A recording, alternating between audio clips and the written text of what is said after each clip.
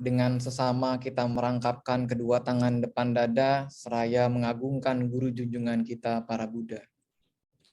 Namo tassa bhagavato arahato samma sambuddhassa. Namo tassa bhagavato arahato samma sambuddhassa. Namo tassa bhagavato arahato samma sambuddhassa. Terpujilah Sang Bagawa yang Maha Suci, yang telah mencapai penerangan sempurna. Terpujilah Sang Bagawa yang Maha Suci, yang telah mencapai penerangan sempurna. Terpujilah Sang Bagawa yang Maha Suci, yang telah mencapai penerangan sempurna. Nathime saranang anyang, dhammo me saranang warang, ethena saca wajena sotite hotu sabadati. Tiada perlindungan lain bagiku, damalah pelindungku nan luhur. Berkat pernyataan kebenaran ini, semoga kita semua selamat sejahtera. Bapak, Ibu, saudara-saudari sekalian, terimalah salam Buddhis dalam Dhamma, Soti Hotu Namo Buddhaya. Suatu hal yang patut kita apresiasi dalam kehidupan ini adalah bagaimana kita mampu berbuat baik, mampu mengkondisikan waktu untuk kita sendiri, mengerti bagaimana cara mengembangkan batin kita. Dan tak kalah penting pula dalam kesempatan momentum kali ini, tema uraian Dhamma pada kesempatan kali ini adalah keyakinan. Mungkin serangkaian beberapa pertemuan yang Anda ketahui baik dengan media online ataupun bertemu secara offline, mendengarkan Dhamma secara langsung atau menjalani dari media online, Anda semua tentu pasti sudah pernah mendengar perihal tentang keyakinan. Istilah keyakinan memang suatu hal yang tidak asing, tetapi kesempatan kali ini saya akan membahas istilah keyakinan dengan menggunakan metode penjelasan secara struktural. Tentu semua juga sudah mengetahui bahwa di dalam bahasa Pali kita kenal dengan istilah sada. Contohnya di dalam satu pernyataan Pali, danang dadantu sadaya. Jadi sada ini adalah keyakinan atau suatu hal yang dipercayai atau meyakini tentang meyakini tentang sesuatu. Itulah yang dikatakan sebagai keyakinan atau sada itu sendiri. Jika kita melihat secara umum, keyakinan itu menjadi suatu hal yang bisa dikatakan memiliki privasi terhadap pribadi kita masing-masing. Tetapi pada dasar kondisi yang kita hadapi sekarang, pernahkah kita menanyakan di mana berasal atau dari mana asal keyakinan kita itu terhadap Buddha Dhamma? Atau secara gamblang Anda meyakini,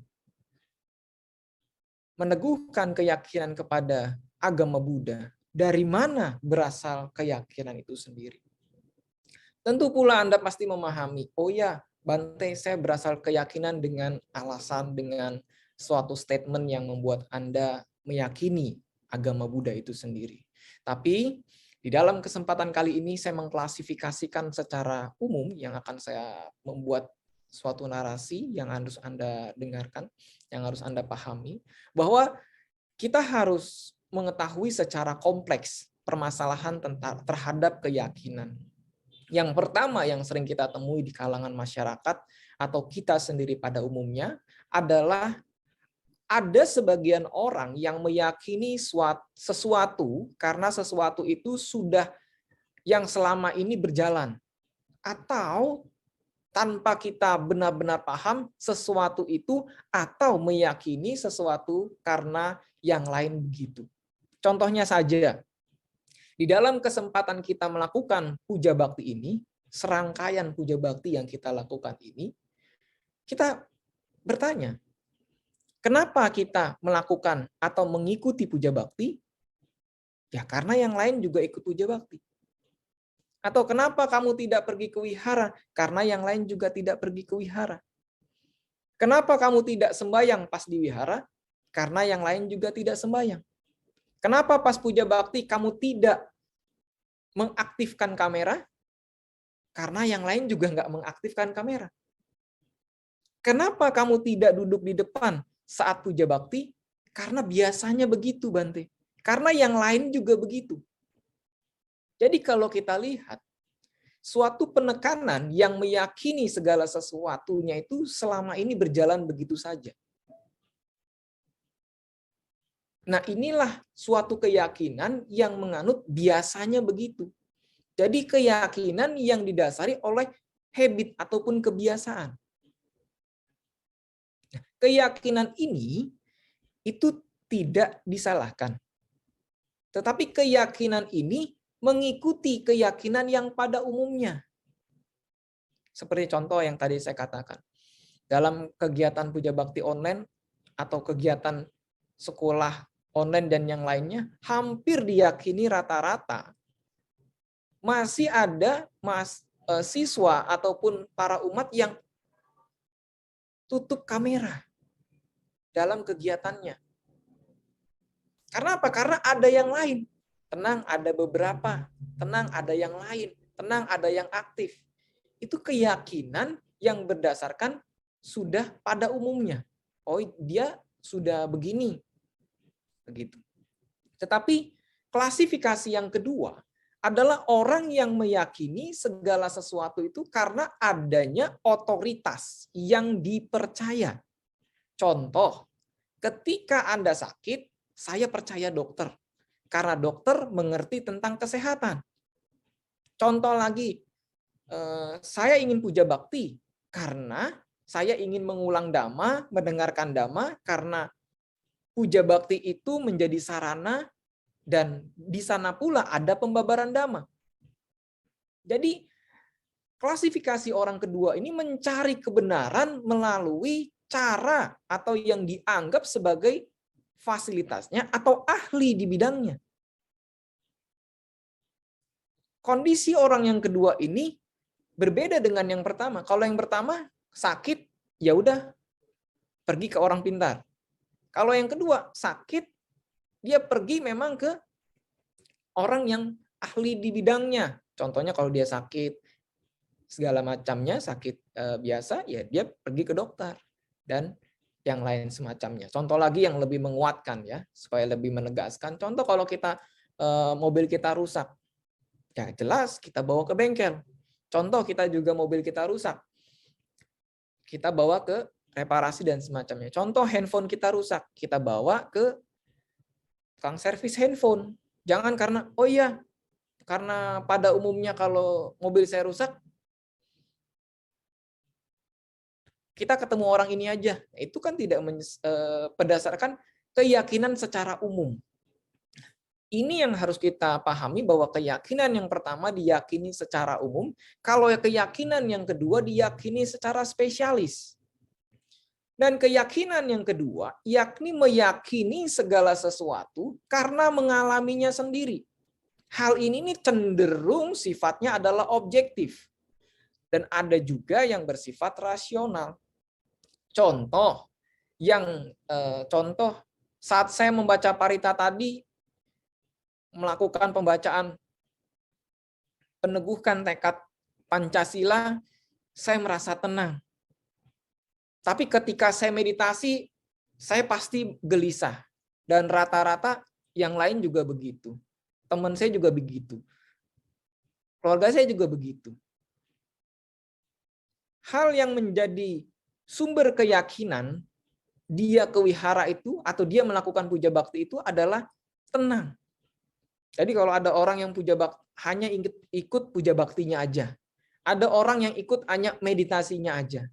Ada orang yang ikut memang hanya dhamma desananya saja. Ya kan? Karena memang sudah tahu mulainya jam 9. Tapi datangnya itu memang sengaja jam 9.30 karena timing untuk open dhamma desana itu jam segitu. Jadi on time-nya itu jam segitu. Karena apa? Karena sudah kebiasaan. Karena yang lain juga begitu. Nah, itu seperti klasifikasi keyakinan yang pertama. Tapi klasifikasi keyakinan yang ketiga ini adalah klasifikasi yang tahu, saya mengalami sendiri, saya merasakan sendiri. Kalau saya membaca parita, saya tenang. Kalau saya melakukan meditasi, saya tenang. Kalau saya mendengarkan dhamma, saya tenang. Itu adalah klasifikasi yang ketiga yang meyakini sesuatu berdasarkan apa yang dia alami sendiri. Contoh, ya, contoh yang menguatkan untuk klasifikasi ketiga ini adalah contoh biasanya kita temui. Kamu hari ini jangan keluar karena hari ini buruk buat kamu. Kamu jangan keluar ke utara. Loh, kenapa? Ya karena di utara ada laut, nanti kamu kejebur. Sebenarnya kan itu karena hal-hal yang mitos, pamali-pamali, sesuatu yang tabu, pengetahuan atau keyakinan itu lahirnya dari keyakinan orang nomor 3 ini. Nah, keyakinan orang nomor 3 ini benar karena dia meyakini itu ada, karena dia bisa bilang iya atau bisa bilang tidak, karena dia mengalami sendiri. Contoh, sebagian dari kita kalau makan telur biasanya itu namanya bisulan. Tapi pada dasarnya kan tidak. Karena dia mengalami sendiri, dia meyakini hal itu. Nah, ini adalah contoh yang menguatkan perihal tentang keyakinan orang nomor 3. Yang mengalami atau yang mengiyakan itu benar adalah dirinya sendiri yang mengalami secara langsung. Seperti mitos-mitos, pamali-pamali, hal-hal yang tabu, dan pengetahuan-pengetahuan yang lain. Nah, ini ada satu hal lagi, yakni keyakinan yang nomor 4. Orang yang memiliki keyakinan nomor 4 itu adalah orang yang meyakini segala sesuatu yang diuji secara sistematis, metodis, dan juga universal atau dengan cara yang lain sebagainya. Orang yang ini, nomor 4 ini adalah tidak sekedar meyakini hal itu atau keyakinan itu. Karena boleh saja segala sesuatu bersumber dari keyakinan orang pertama, yakni diyakini secara umum. Yang kedua, diyakini secara spesialis. Yang ketiga, yang diyakini secara individual, yakni dialami sendiri. Tetapi yang keempat itu boleh menyerap segala sumber dari 3 hal ini dan melakukan suatu pengujian secara sistematis, metodis, ataupun universal, dan lain sebagainya. Atau kita sering diuji secara ilmiah. Hal ini hipotesisnya apa, dikelola secara metodis, mana pendekatannya, diplomasi, atau adanya pressure, mana langkah penerapannya, mana realitasnya yang ada, ini nomor 4. Jadi ada orang yang meyakini segala sesuatu itu dengan serangkaian suatu kajian yang mendasar atau yang latar belakangi itu. Dari pengantar tentang 4 hal orang yang sering kita temui di dalam konteks masyarakat ini, nomor 4 ini menjadi rekomendasi buat kita semua. Kenapa? Karena hal ini dilatar belakangi oleh salah satu sutta di dalam Samyutta Nikaya, Dhananjani Sutta, Samyutta Nikaya 7.1. Di mana Ewame Sutang, ya, demikianlah yang ku dengar. Sehingga pada suatu ketika Sang Bagawa menetap di Rajagaha, di mana di taman Swakatupai. Pada saat itu ada seorang istri bernama Dhananjani, yakni ada seorang brahmana bernama Brahmana Dwaraja, Baradwaja, ya, seorang brahmana. Sehingga pada suatu ketika si perempuan ini, yakni Dhananjani ini, membawa makanan untuk diantarkan kepada suaminya, yakni Brahma Dwaja ini diantarkan, dia terselandung atau keserimpet, dah bahasa gampang. Lalu dia mengucapkan kalimat inspiratif, Namo tassa bhagavato arahato samma sambuddhassa. Terpujilah Sang Bagawa yang Maha Suci yang telah mencapai penerangan sempurna. Ketika hal itu diucapkan, Brahmana Bradwaja ini, Bharadwaja ini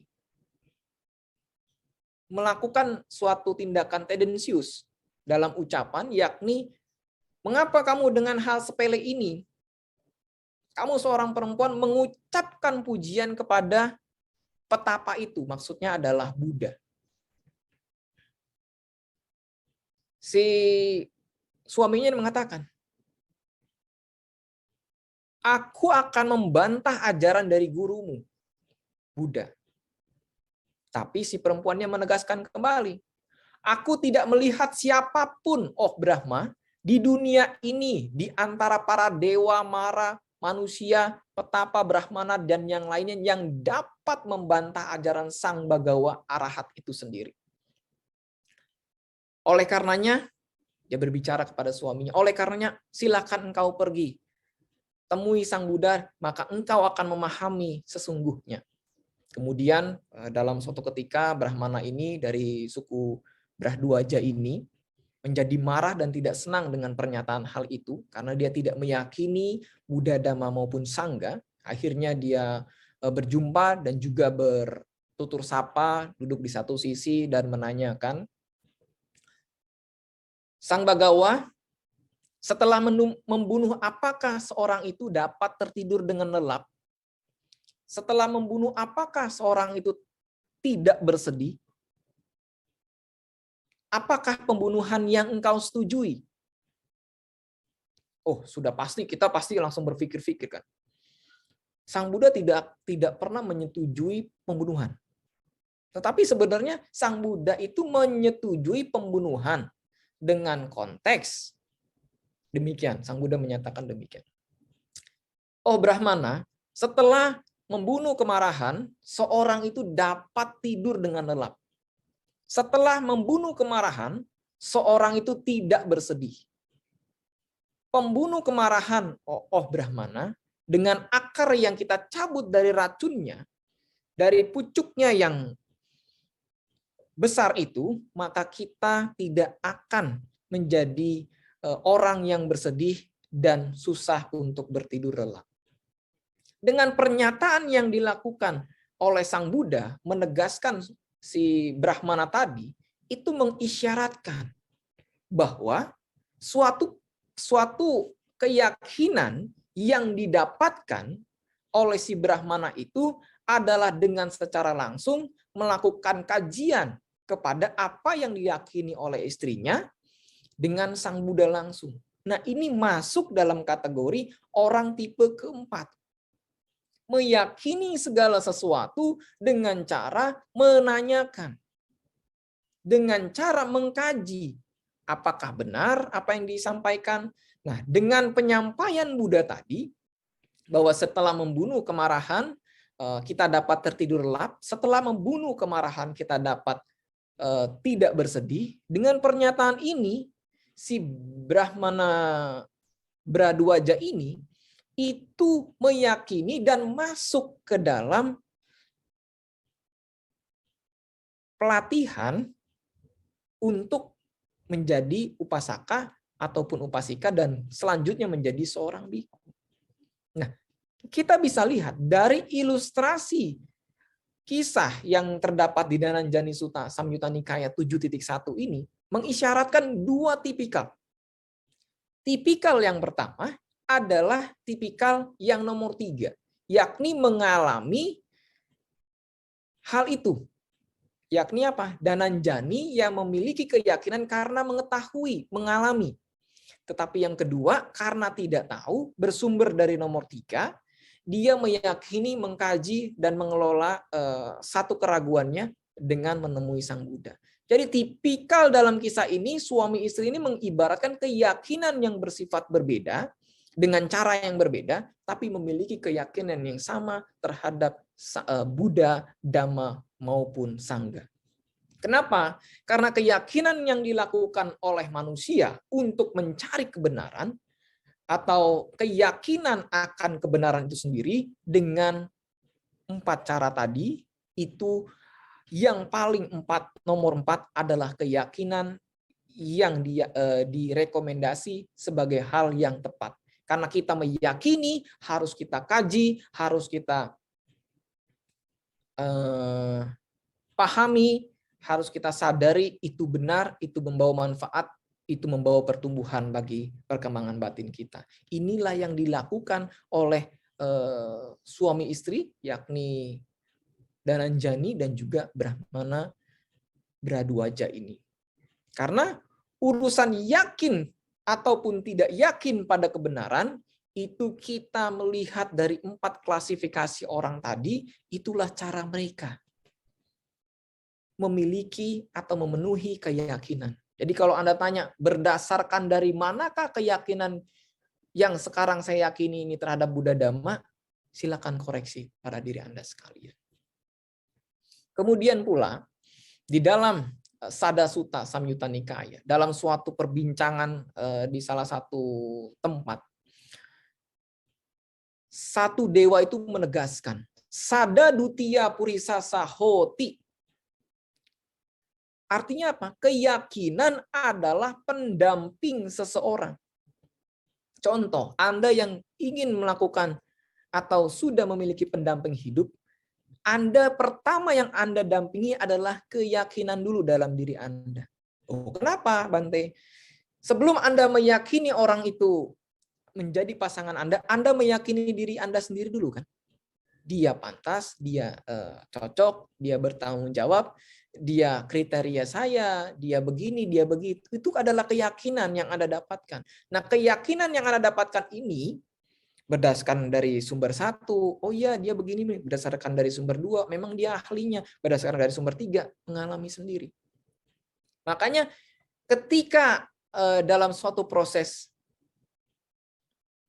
pernikahan, ketika masih pacaran, wah baik-baik, karena sama-sama belum mengalami hidup bersama. Ketika hidup bersama, baru muncul karakter aslinya, sifatnya, bagaimana. Kenapa? Karena realita yang dialami sendiri, realitas karakter dia yang kita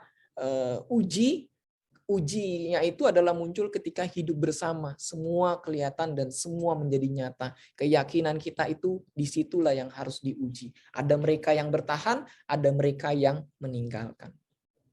Kemudian juga di dalam Asada Sutta dikatakan orang yang jahat adalah orang yang hampa dari keyakinan. Orang yang hampa dari keyakinan adalah orang yang tidak meyakini ajaran kebenaran. Bahwa setiap perbuatan itu akan berdampak kepada dirinya sendiri. Cepat atau lambat dia akan merasakan. Dan orang jahat itu biasanya dia tidak memiliki namanya rasa malu. Orang yang jahat itu adalah orang yang memiliki moralitas yang kurang. Kurang dalam pembelajaran dan tidak bijaksana. Inilah yang dikatakan sebagai orang jahat.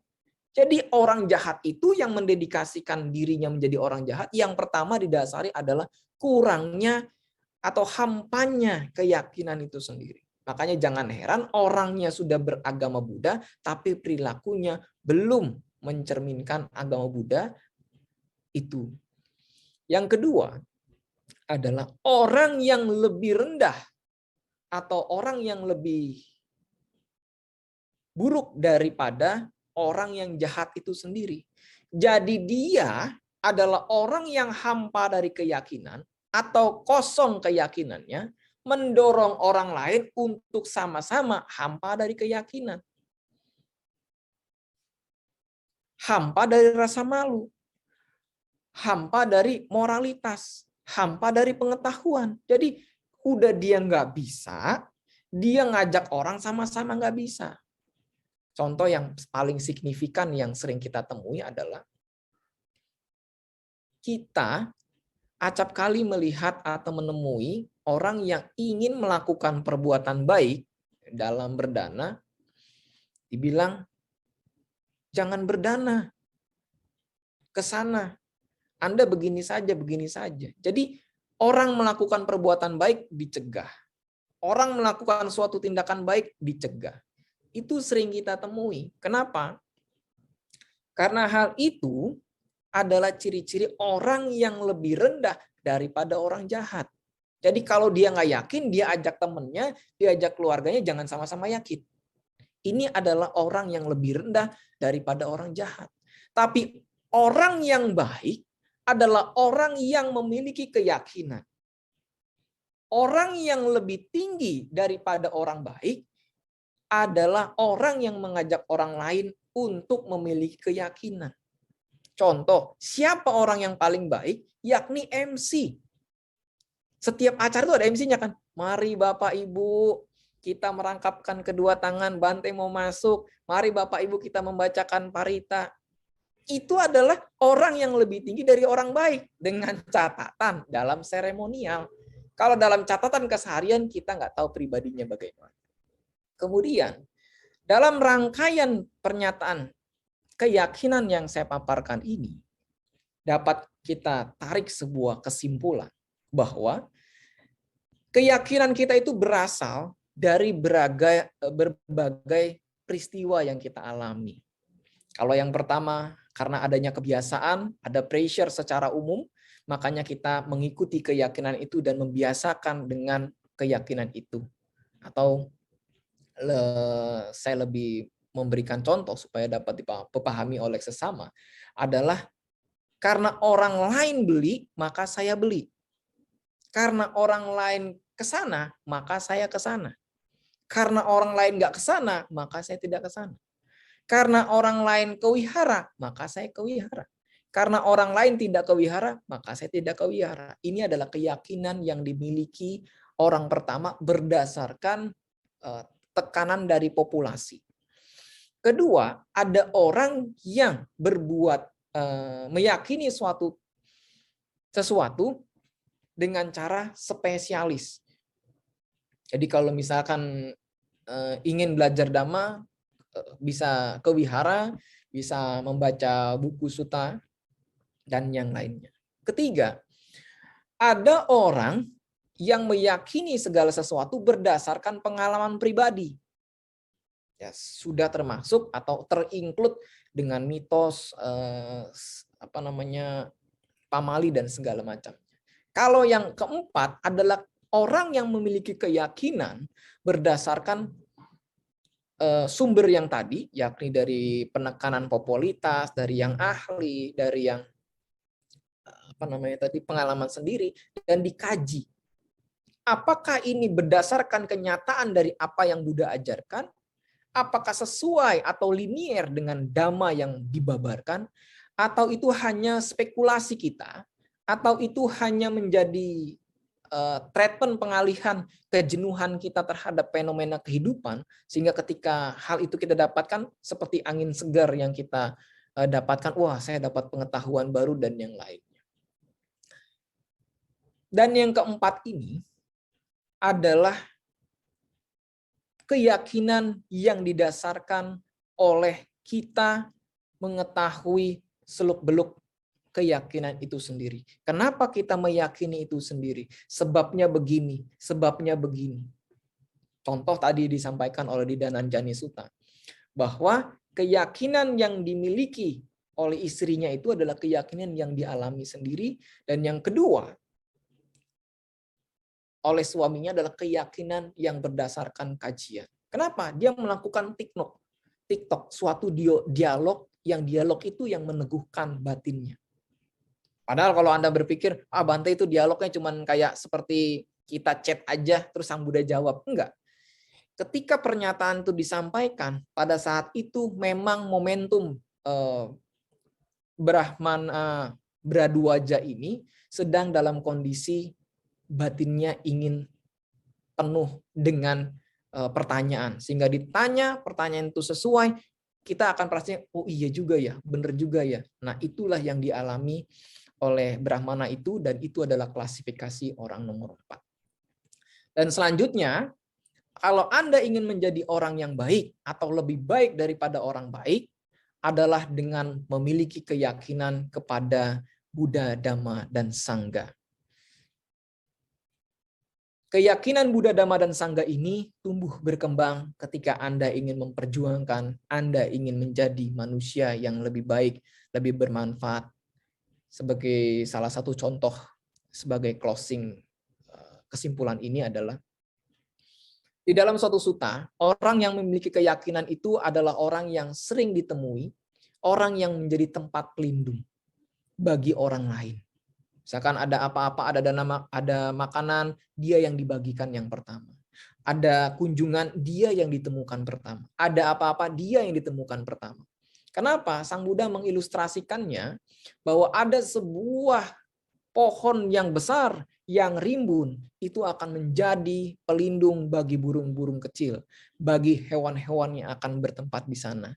Demikian pula bagi mereka yang memiliki keyakinan penuh kepada Buddha, Dhamma, dan Sangha, akan melindungi, akan mengayomi secara belas kasih kepada lingkungan sekitar, yakni orang-orang yang membutuhkan. Demikian pula mereka yang merasa diayomi oleh Anda itu akan memberikan belas kasihan kepada Anda selaku orang yang memiliki keyakinan kepada Buddha, Dhamma, dan Sangha. Memiliki keyakinan Buddha, Dhamma, dan Sangha bukan hanya kita harus ke wihara saja, tetapi kita harus meneguhkan tekad bahwa tiada lain, tiada bukan. Nathime saranang anyang, damome saranang warang. Tiada perlindungan lain bagiku, damalah pelindungku nan luhur.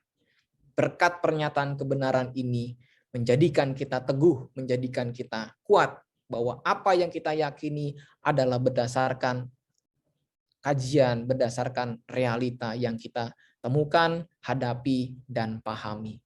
Demikian yang dapat saya paparkan. Semoga dengan apa yang saya sampaikan menjadi suatu pengetahuan Dhamma, menjadi suatu kombinasi perenungan dalam diri Anda sekian, khususnya perihal dari mana datangnya keyakinan Anda kepada agama Buddha.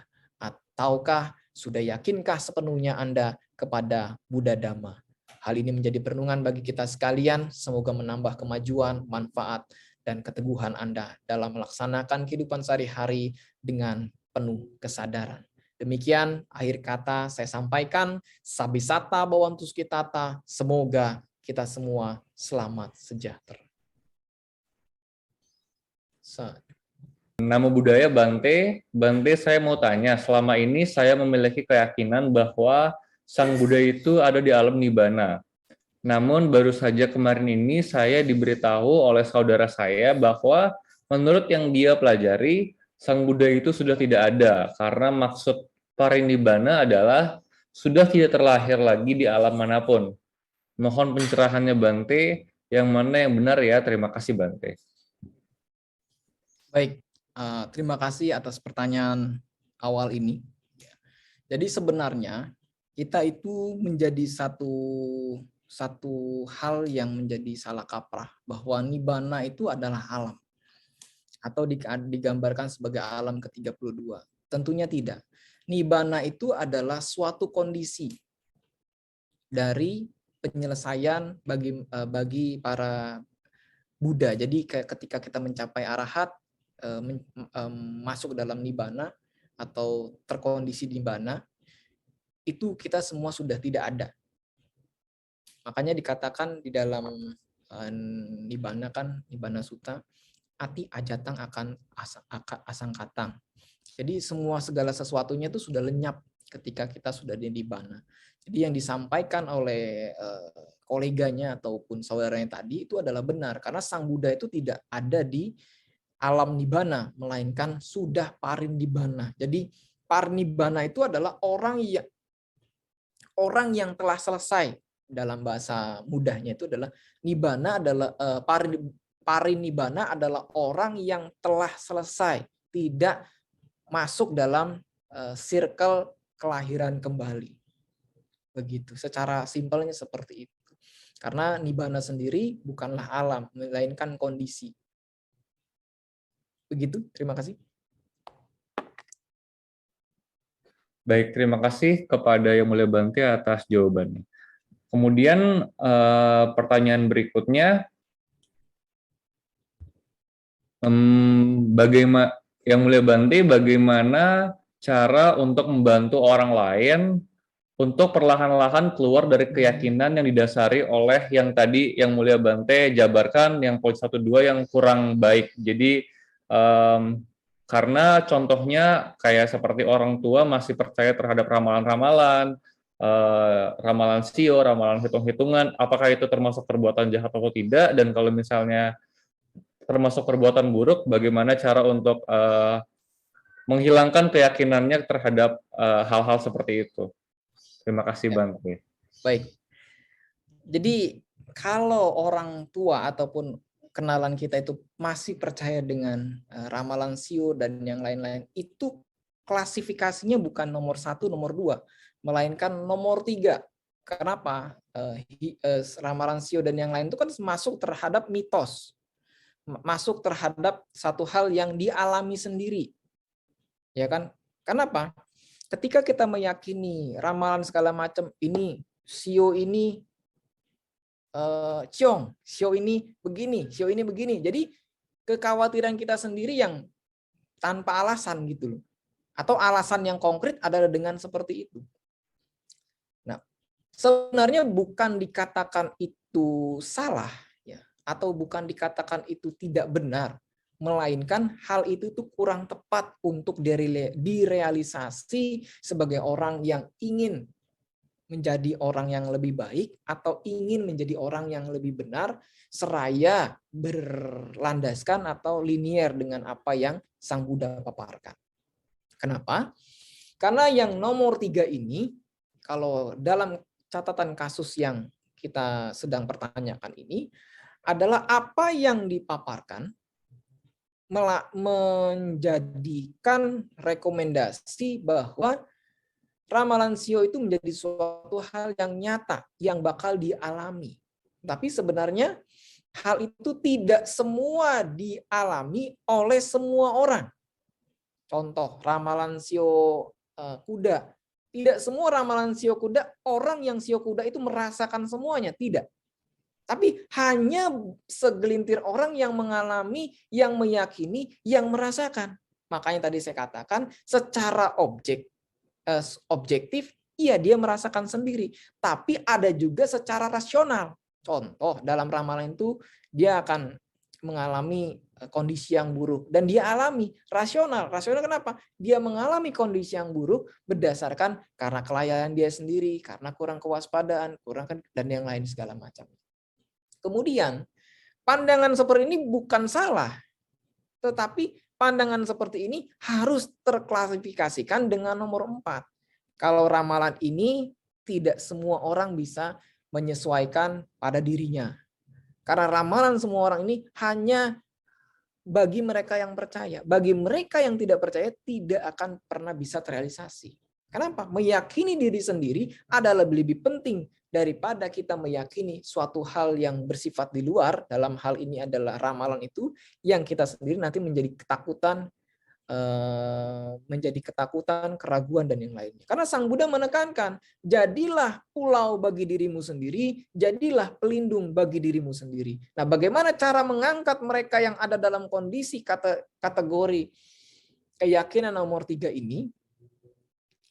Adalah dengan cara merangkul. Makanya tadi disampaikan keyakinan nomor 4 itu adalah dengan cara melakukan pendekatan yang bersifat persuasif, diplomasi, dan juga menjelaskan secara otentik beduk permasalahan yang kita ingin sampaikan. Karena di dalam suatu komunikasi yang benar, menyampaikan penyampaian yang tepat di waktu yang tepat, kondisi yang tepat adalah salah satu cara mengangkat orang itu keluar dari masalah. Cara mengangkatnya adalah Anda menjelaskan secara gamblang bahwa apa yang tertera di dalam ramalan sio memang dialami oleh beberapa, tapi tidak semua orang yang di tanggal itu akan mengalami hal yang sama atau kondisi yang sama. Kenapa? Itu hanya dialami pribadi dan tidak semua orang mengalami, dan itu harus bisa dijelaskan, bisa kita pahami sudut pandang dan penjelasannya.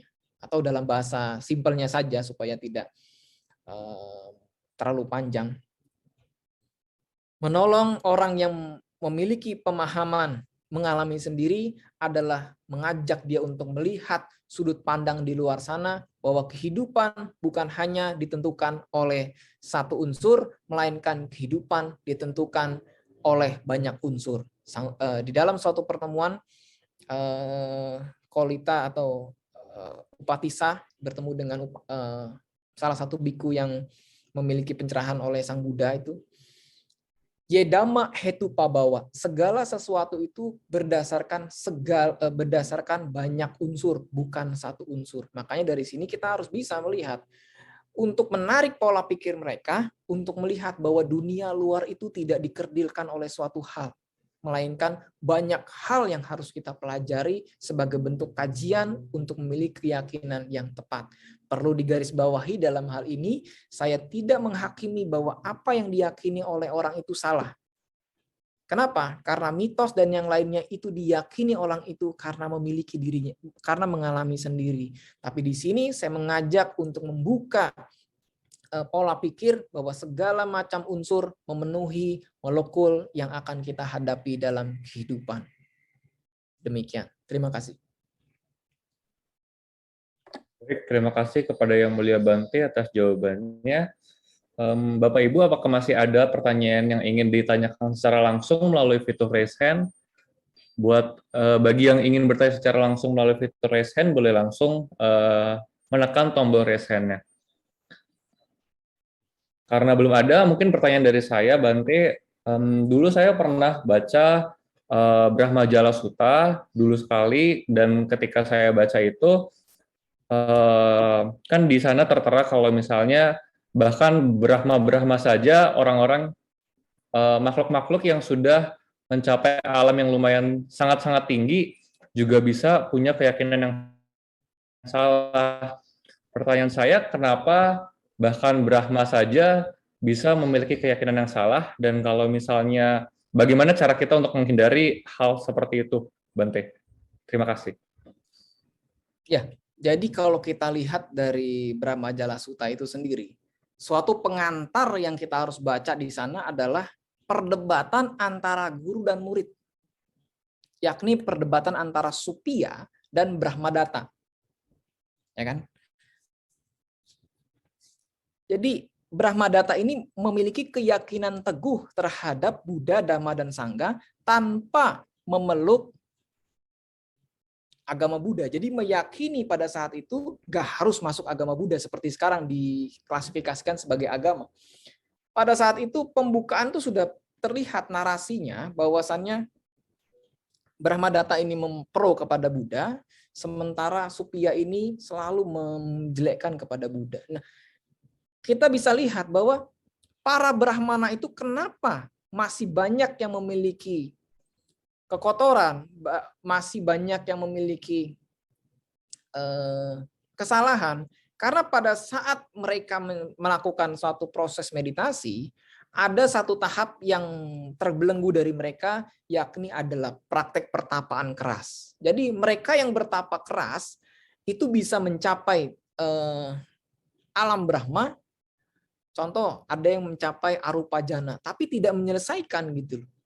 Sehingga meditasi yang mencapai titik ini, tapi tidak mampu menyelesaikan. Sehingga banyak petapa-petapa zaman dulu tuh, banyak yang terlahir di alam Brahma karena meditasinya, tetapi mereka ini belum mampu menuntaskan dari meditasinya itu, dan dalam artian terbebaskan. Kenapa? Masih terbelenggu oleh pertapaan keras, oleh penyiksaan dirinya.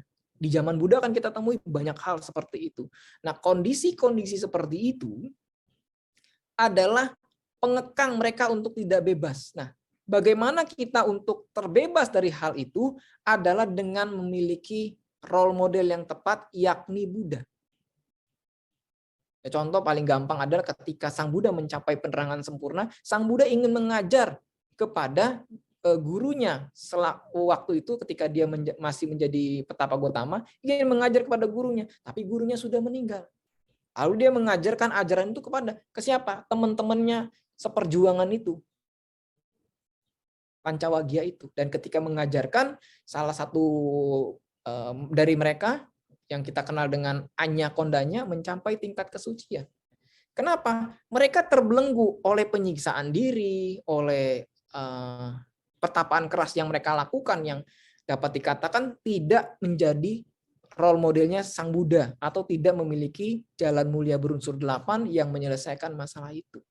Mereka hanya mengekang untuk tidak membebaskan indrianya, tetapi mereka tidak bijaksana untuk menyelesaikan masalahnya. Makanya kita diyakini harus mengikuti jalan mulia berunsur 8 atau meneguhkan keyakinan kepada Cattari Arya Sacani, duka sebab duka, jalan dan lenyapnya duka.